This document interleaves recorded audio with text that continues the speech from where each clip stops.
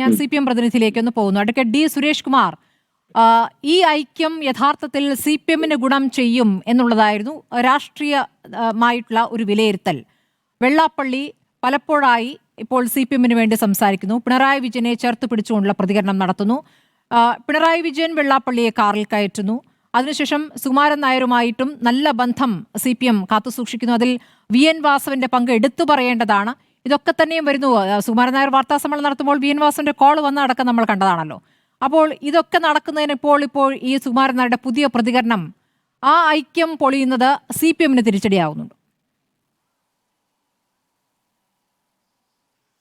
ബഹുമാന്യായ സ്മൃതി, കേരളത്തിൻ്റെ പ്രതിപക്ഷ നേതാവ് സമസ്ത സമ്മേളനത്തിൽ പങ്കെടുത്തുകൊണ്ട് കേരളത്തിൻ്റെ ഒരു മുതിർന്ന രാഷ്ട്രീയ നേതാവിനുണ്ടാകേണ്ടുന്ന യാതൊരുവിധ പക്വതയുമില്ലാതെ ആ സമ്മേളനത്തിൽ പ്രസംഗിച്ചുകൊണ്ട് നടത്തിയ അഭിപ്രായ പ്രകടനം അതേ രീതിയിൽ റിപ്പോർട്ടർ ചാനലിൻ്റെ ആങ്കർ പ്രോംപ്റ്റ് ചെയ്യുന്നത് കഷ്ടമാണ്. ഞാൻ അങ്ങനെ ഒരു വാക്ക് പറഞ്ഞ് അതിനെ വിശേഷിപ്പിക്കാൻ തയ്യാറാവുകയാണ്.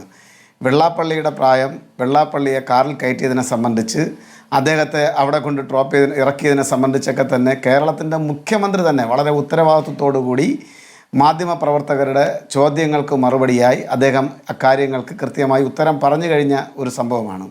അതിനെ വീണ്ടും ആവർത്തിച്ച് പറയുന്നതിന് പിന്നിൽ വലിയ ദുരുദ്ദേശമുണ്ട്. അതെന്തോ ആയിരുന്നാലും അതവിടെ നിന്നോട്ടെ. ഇവിടെ NSSനും SNDPക്കും, ശ്രീനാരായണ ധർമ്മപരിപാലന സംഘത്തിനും നായർ സർവീസ് സൊസൈറ്റിക്കുമൊക്കെ അവരുടെ കമ്മിറ്റികൾ കൂടി യോജിപ്പുകളിൽ ചില കാര്യങ്ങളിലെത്താനും വിയോജിപ്പുകളിലെത്താനും, അല്ലെങ്കിൽ ചില കാര്യങ്ങളിൽ ഐക്യത്തോടുകൂടി കമ്മിറ്റി കൂടി തീരുമാനമെടുക്കാനും ഐക്യത്തോടുകൂടി ചില കാര്യങ്ങളെ സംബന്ധിച്ച് തീരുമാനം തള്ളിക്കളയാനുമൊക്കെയുള്ള പൂർണ്ണ അധികാരവും അവകാശവുമുണ്ട്. ഇതൊന്നും CPIMനെ ബാധിക്കുന്ന ഒരു കാര്യമേ അല്ല. CPMൻ്റെ സംസ്ഥാന സെക്രട്ടറി തന്നെ പല ആവർത്തി ഇത്തരത്തിലുള്ള ചോദ്യങ്ങളോട് കൃത്യമായി മറുപടി പറഞ്ഞിട്ടുള്ളതാണ്. ഇതിൽ ഏതെങ്കിലും രൂപത്തിലുള്ള എന്തെങ്കിലും ഗുണഫലം CPMനോ ഇടതുപക്ഷത്തിനോ കിട്ടുമോ എന്നുള്ളതാണ് സ്മൃതി ചോദിച്ച മറ്റൊരു ചോദ്യം. എനിക്ക് അതിന് മറുപടിയായി പറയാനുള്ളത്, അങ്ങനെ എന്തെല്ലാം കാര്യങ്ങളിൽ കേരളത്തിലെ ഇടതുപക്ഷ ജനാധിപത്യ മുന്നണി ഗവൺമെൻറ് നേതൃത്വം നൽകുന്ന ഒരു പ്രസ്ഥാനമാണ് communist party of India Marxist. മറ്റ് സഖ്യകക്ഷികളും അതിനകത്തുണ്ട് ഇടതുപക്ഷ ജനാധിപത്യ മുന്നണിയുടെ ഭാഗമായി. അവർക്ക് ഏതെങ്കിലും രൂപത്തിലുള്ള രാഷ്ട്രീയമായ ഗുണം ലഭിക്കുന്ന തീരുമാനം ആര് കൈക്കൊണ്ടാലും അവർ നേതൃത്വം നൽകുന്ന ഗവൺമെൻറ്റിന് നൽകുന്ന അംഗീകാരമായിട്ടാണ് ഞങ്ങളതിനെ കണക്കാക്കുന്നത്. അതല്ലാതെ ഏതെങ്കിലും രൂപത്തിലുള്ള തെറ്റായ പ്രവണതയെ പരിപോഷിപ്പിക്കുന്നത് കൊണ്ടോ അതിന് പിന്തുണ നൽകുന്നത് കൊണ്ടോ ആർക്കെങ്കിലും വ്യക്തിപരമായി ഏതെങ്കിലും രൂപത്തിലുള്ള സഹായം ചെയ്യുന്നത് കൊണ്ടോ, ഇവിടെ അത്തരത്തിലുള്ള ചില പരാമർശങ്ങൾ ഉയർന്നു വന്നതുകൊണ്ടാണ്.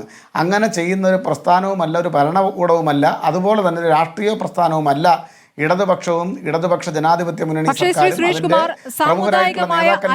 സംഭവിക്കുമ്പോൾ അത് ഏതെങ്കിലും ഒരു രാഷ്ട്രീയ പാർട്ടിക്ക് ഗുണം ചെയ്യുമല്ലോ. ആ രാഷ്ട്രീയ പാർട്ടി CPM അല്ലേ? ഏതെല്ലാം ഘട്ടങ്ങളിൽ സ്മൃതി നമുക്കെല്ലാവർക്കും അറിയാവുന്നതല്ലേ, ഇടതുപക്ഷത്തെ ഈ സാമുദായിക നേതാക്കന്മാർ തന്നെ ചില വിഷയങ്ങളിൽ വിഷയാടിസ്ഥാനത്തിൽ, ആ വാക്കിന് ഞാൻ അടിവരയിട്ട് പറയാൻ ആഗ്രഹിക്കുകയാണ്, വിഷയാടിസ്ഥാനത്തിൽ ഞങ്ങളെ എതിർത്തിട്ടില്ലേ, വളരെ രൂക്ഷമായി എതിർത്തിട്ടില്ലേ, ഞങ്ങളെ അനുകൂലിച്ചിട്ടുമുണ്ടാവാം. അത് ഓരോ കാലത്തും ഉയർന്നു വരുന്ന രാഷ്ട്രീയ വിഷയങ്ങളെ, കേരളത്തിൻ്റെ പൊതുസമൂഹത്തിൽ ഉയർന്നു വരുന്ന, പൊതുമണ്ഡലത്തിൽ ഉയർന്നു വരുന്ന വിഷയങ്ങളെ അടിസ്ഥാനപ്പെടുത്തിയാണ്. ആ യോജിപ്പുകളോട് ഞങ്ങൾ യോജിച്ചിട്ടുണ്ട്. ആ വിയോജിപ്പുകളോട് ഒറ്റ കാര്യം കൂടെ, ആരോഗ്യകരമായി വിയോജിച്ചുകൊണ്ട്.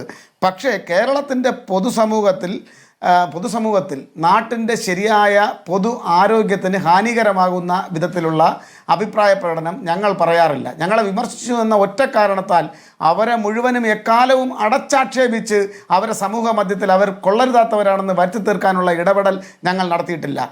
കേരളത്തിൻ്റെ പ്രതിപക്ഷ നേതാവ് ശ്രീ VD സതീശൻ കഴിഞ്ഞ കുറച്ച് ദിവസങ്ങളായി നടത്തിക്കൊണ്ടിരിക്കുന്നത് അതാണ്.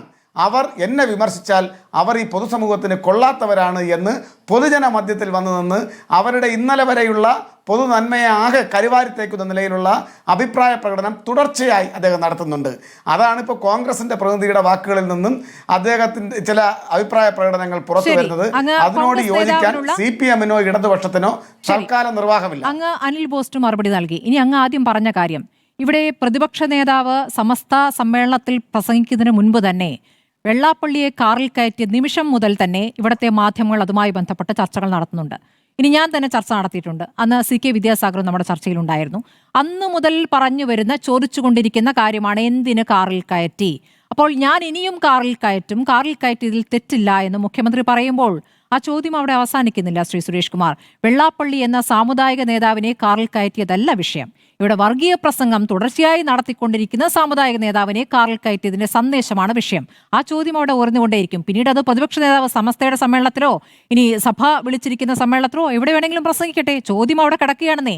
ആ ചോദ്യത്തിന് ഉത്തരം കിട്ടുന്നില്ല. ആ ചോദ്യം വെള്ളാപ്പള്ളിയെ കൂടെ കൂട്ടുന്നതാണ് നല്ലത് എന്ന രൂപത്തിലേക്ക് നിങ്ങൾ മുന്നോട്ട് പോകുമ്പോൾ ആ കൂടെ കൂട്ടലിൽ NSSും കൂടെ പോരും എന്നുള്ള ഘട്ടം വന്നപ്പോൾ അത് ആ ഐക്യം ഗുണം ചെയ്യുക CPM-നാണ് എന്ന വിലയിരുത്തലുണ്ടായി. പക്ഷേ ഇപ്പോൾ ഇതാ സുകുമാരൻ നായർ പറയുന്നു ഞാനില്ല, ഈ കളിക്ക് ഞാനില്ല എന്ന്. അതാണ് നമ്മുടെ ചർച്ച.